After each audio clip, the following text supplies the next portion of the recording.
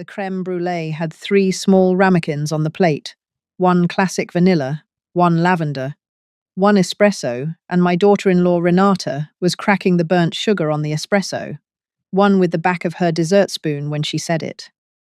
Honestly, Mom, half the time when you tell a story, I just nod and wait for the punchline that never comes. It's like watching someone try to use a typewriter at a Genius bar. The table laughed. Not all of them. My son Conrad laughed first, then Renata's brother Hollis, then Hollis's wife Beatrice, then Renata's mother Sienna, who was sitting at the head of the table in my own dining room, the dining room I had been hosting in for 41 years, and who covered her mouth with her napkin to make her laugh look private, even though it was the loudest one at the table. My grandson, Finn, who was 12 and had been allowed to stay up for dessert because Mom said it was a grown-up dinner, and you're practically grown up, buddy, did not laugh. He looked at his plate. He pushed his lavender creme brulee with his spoon. I sat at the foot of my own table. Renata had reorganized the seating chart again, just for tonight. Mom, since my mother is visiting, and I held my coffee cup in both hands, and I waited for the laughter to finish. It took longer than laughter usually takes when something is genuinely funny. When it finished, Renata smiled at me. The smile was wide and bright and rehearsed. Oh, come on, Mom. You know I'm kidding. We love your stories. They're vintage. The table laughed again. Smaller this time, a reprise. I set my coffee cup down. I did not return the smile. I did not laugh. I did not say, of course, sweetheart, the way I had said it for 11 years. Every time Renata had positioned me in a sentence in a way that flattened me into a punchline she could deliver with plausible deniability. I looked across the dining room toward my own kitchen. The light over the sink was on. It was the only light in the house I had turned on myself that evening. Because Renata had handled the dining room lighting, and Sienna had handled the candles, and Conrad had, in his way, handled nothing at all. I looked at Finn. He was still looking at his plate. I looked back at Renata. Renata? Yes, Mom? You don't have to call me Mom. Her smile flickered, just slightly. The flicker was the size of a thought that has not yet been allowed to become a sentence. What do you mean? You don't have to call me Mom. You haven't called me that to my face since 2016, except in front of guests. So you don't have to do it tonight, either. Helen will be fine. The dining room got quiet. Hollis set his spoon down. Beatrice looked at Sienna. Sienna looked at her plate. Conrad said, Mom. Conrad, I'm going to ask you not to call me Mom for the rest of this evening, either. Because the woman you brought into this house 11 years ago has been calling me Helen since the day after the wedding, and I think for the rest of tonight, I would like to match the room I am being addressed by. Renata laughed. A small, bright laugh, the laugh of a woman attempting to convert a moment back into a joke. Mum, Helen, okay. I think we are reading way too much into a little joke about typewriters. Let's enjoy dessert. I looked at her for a long moment. I let her finish her laugh. I let it die in the air. I let it die slowly, the way laughter dies when it discovers it is the only sound in the room. Renata, the Genius bar joke was very good. I want you to know I think it was the best joke you've made tonight. Better than the comment about my cardigan during the appetizer, and better than the comment about my recipe card system during the entree. The cardigan was a little too obvious. The recipe card joke required everyone to remember a comment you made at Thanksgiving in 2022, so it was insider. It didn't land for Sienna because she wasn't there. But the typewriter joke is universal. Anyone can picture an old woman trying to use a typewriter at a Genius bar. Anyone, sitting at this table, can picture me as that old woman. So well done, Renata. The third joke is the strongest. You are getting sharper as the evening goes on. The dining room had stopped moving entirely. Renata's smile was gone. It had become something else, a tight, pinched thing that was no longer a smile, but had not yet found another expression to become. Sienna was looking at her daughter. The way mothers look at daughters when they have just realized they have lost the argument they did not know was happening. Conrad opened his mouth. He closed it. He had been opening and closing his mouth in this house for 43 years, every time a woman who was not his mother said something cutting to a woman who was, and he had not yet learned that you have to make a sound when you open your mouth, or it does not count. I picked up my coffee cup. I drank what was left of it. I set it down. Finn, sweetheart. He looked up. I want you to know I think you are the kindest person at this table tonight.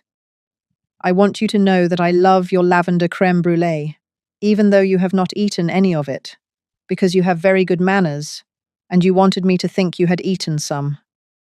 I want you to know that you are welcome at my house every Saturday for the rest of my life, and I will tell you that again on Saturday morning, because there are some sentences that need to be heard twice.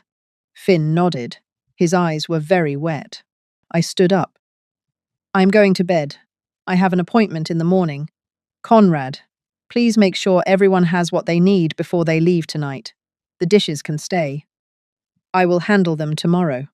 I walked out of my own dining room.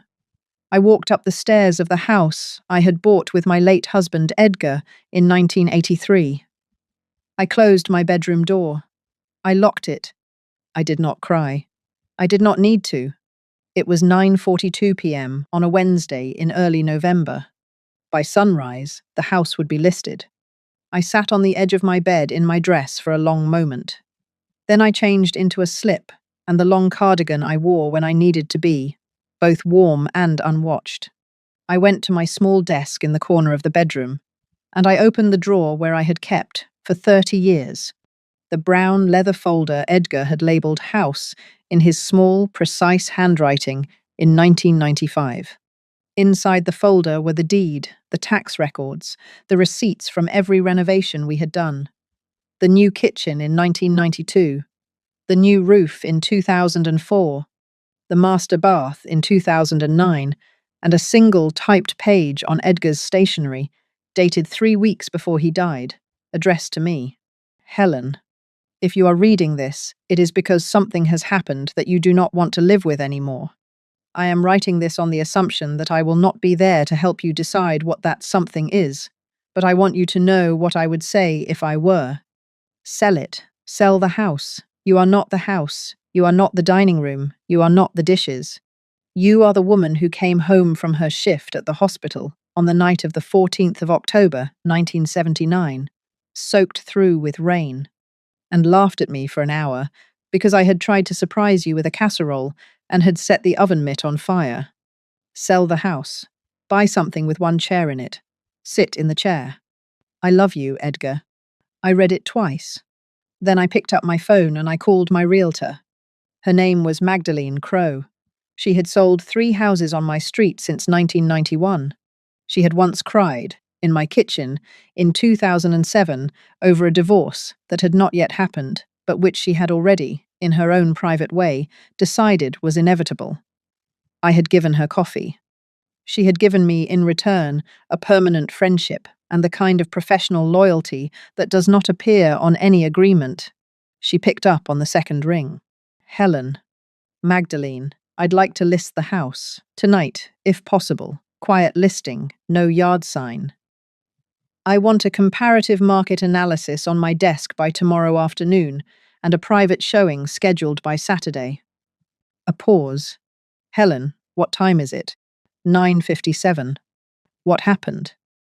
Renata made a joke about a typewriter at a Genius bar. It was the 3rd joke of the evening. I told her she did not have to call me Mom anymore. A small silence. Helen. Yes. Edgar told me, in 2011, that if you ever called me on a weeknight after 9 and used the word list, I should not ask questions. I should just file. I closed my eyes. He told you that. He did, Helen.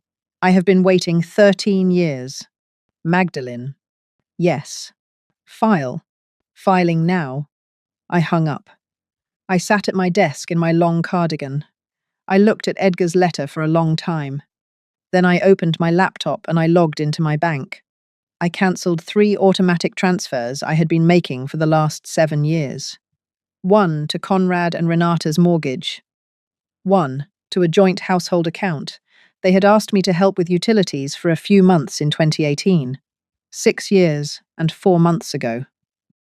One to a 529 plan, in Finn's name, that I had been funding at $600 a month since he was born, and which I would now redirect into a trust under Magdalene's husband's firm, which managed trusts for women like me who had decided not to leave their inheritances within reach of the wrong adults.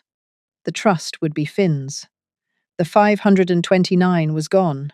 Renata could not touch it. Conrad could not touch it. Finn would receive it at 25. I closed the laptop. I went to bed. I slept for 4 hours and 22 minutes. I did not dream. At 6:14 a.m., on Thursday morning, I was sitting at my kitchen table with a cup of coffee, black, in the chipped mug. Edgar had bought me in Vermont in 1996 when my phone buzzed. It was Magdalene. Listing went live at 5:58 a.m. Private to my MLS network only. 3 agents already asked for the comp. I texted back. Send me the comp when it's ready. She sent it at 7:03 a.m. The house, 4 bedrooms, 2.5 baths, a third of an acre, a screened porch, a fireplace, a kitchen renovated in 1992 and slightly tired, by current standards, would list at $1,180,000. I had paid $148,000 for it in 1983. I sat with that math for a moment. Then I drank my coffee. Then I called Magdalene back. Magdalene, schedule the private showing for Saturday at 11. If you have a serious cash buyer, I want them first. Helen, I have someone in mind. A woman from Pittsburgh, surgeon, recently widowed. She has been looking for a house with a screened porch for 14 months.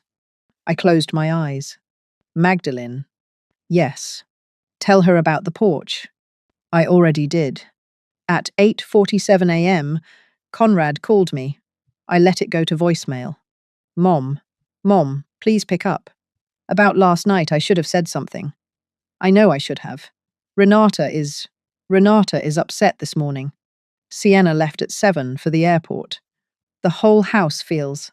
Mom, please call me back. I deleted it. At 9:12 a.m., Renata called. I let it go to voicemail. Helen, listen. I think we both said some things last night that we didn't mean. I want to apologize for the typewriter joke. It was a stupid joke. I have been under a lot of stress and I should not have said it. Can we talk? Please. Conrad is beside himself. I noted she had said Helen.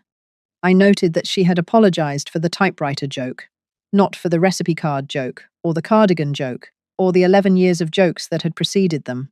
She had apologized for the joke I had pointed at, because she thought the way to make this stop was to retract the specific item I had named. She had not yet understood that the item was not the problem. I deleted the voicemail. At 10:18 a.m., Finn texted me from his mother's phone. Grandma, Mum doesn't know I have her phone. Are you okay? I'm sorry about last night. I texted back immediately. Sweet P. I am fine. You did not need to apologize. None of last night was your fault. I will see you on Saturday morning at 10. Front door. Come hungry. I am making pancakes. A long pause. Then, pancakes, okay. Then, 3 minutes later, Grandma, Mum is crying. I sat with the phone for a long moment. Then I wrote, I know, sweet P. Adults sometimes cry when they realize a thing they thought was a joke was not a joke. It is the right kind of crying. You don't have to do anything about it. You just have to eat pancakes on Saturday. He sent back a single emoji. A heart. I closed my phone. I went to the lawyer's office at 1 p.m. Her name was Theodora Vance. She had drafted my will after Edgar died. I had not updated it since 2018. Theodora, I want to remove Conrad as primary beneficiary. She did not blink. She had been a probate lawyer for 41 years. She had stopped blinking at sentences like that in 1988. Tell me what you want instead. Finn gets a trust. Untouchable by his parents, he receives it at 25. The trustee should be your firm. Conrad receives a one-time legacy gift of $50,000 on my death, to be paid only if he has, by the time of my death, completed 24 months of consecutive therapy with a licensed therapist whose receipts are submitted annually to your firm. If he has not, the 50,000 redirects to the trust. Theodora looked up. Helen. Yes. That is a behavioral incentive clause. Yes. It is unusual. Theodora. My son has not done 24 consecutive months of anything that required him to look at himself in 11 years. If he wants the legacy gift, he can earn it. If he does not, the money goes to his son, who will, at 25, look at himself for the rest of his life, because that is what Finn does. All right, the remainder of the estate. After the trust, after the legacy clause, after the house proceeds, the rest goes to a small organization called House on Mercer Street. They provide legal aid for elderly people facing financial exploitation by family. I do not need legal aid. I have you. But there are women on my street who do not have me. And who do not have you, and who are sitting at their own dining tables tonight, being made into punchlines by their daughters-in-law. I want those women to have somewhere to call, Theodora wrote. She wrote for a long time. When she was finished, she slid the documents across her desk, and I signed them. I signed them in the cream silk blouse Edgar had bought me in 1989. The pearl earrings, the navy skirt. When I stood to leave, Theodora walked me to the door. Helen. Yes. The behavioral clause for your son. I want you to know I have drafted 3 of those in my entire career. The other 2 were before 2001. I have not been asked for one in 23 years. Theodora. Yes. Why have you not been asked? She looked at me for a moment. Because most mothers, Helen, are afraid that asking their adult sons to look at themselves is the same as not loving them. You are the first mother I have met in 23 years who has understood that it is the opposite. I closed my eyes. Theodora. Yes. Edgar would have liked you. I would have liked Edgar. The private showing happened on Saturday at 11. The widowed surgeon from Pittsburgh arrived at 10:53 with a small notebook and a serious face. Her name was Imogene. She had short grey hair and the careful posture of a woman who had stood in operating rooms for 30 years. She walked through the house slowly. She stopped at the screened porch. She stood there for a long time. When she turned around, her eyes were wet. Mrs. I'm sorry, Helen. Helen is fine. My husband and I were going to retire here, to this town. He always said we needed a screened porch. He died in February. I was looking for a screened porch when I called Magdalene last month. I told her I would know it when I saw it. I looked at her for a long moment. Imogene. Yes. Do you want the house? Yes. At asking. At asking. Cash. Cash. I smiled. Then it's yours. She started crying. She tried not to, and then she did. She covered her face with her hand. I let her cry. I had not cried in this house since Edgar died, and somehow it felt appropriate that another woman would be the one to cry in it before I gave it to her. After a moment, she looked up. Helen, may I plant something in your garden?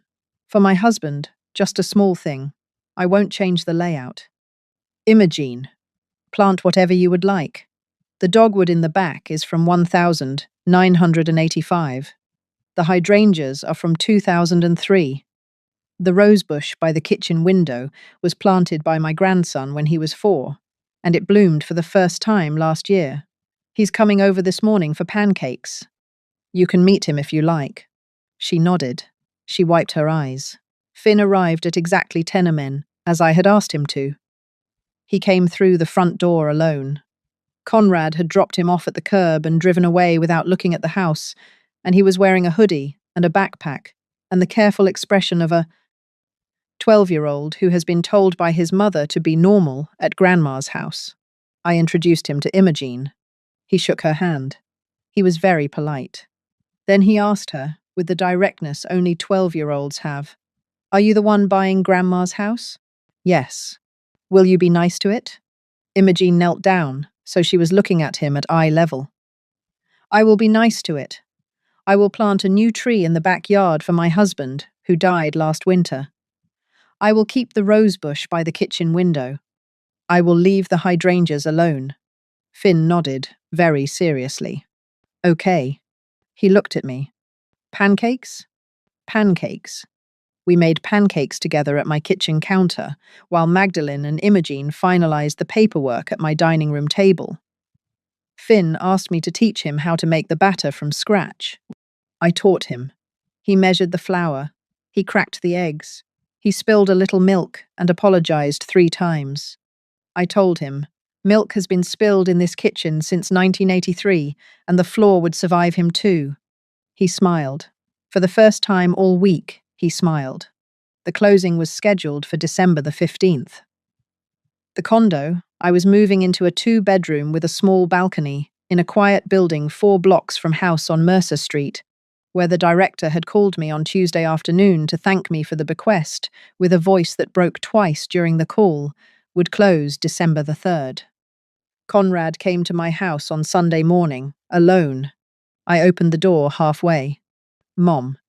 "Conrad." "Magdalene's sign, there's a sold sticker on the listing site." "Yes."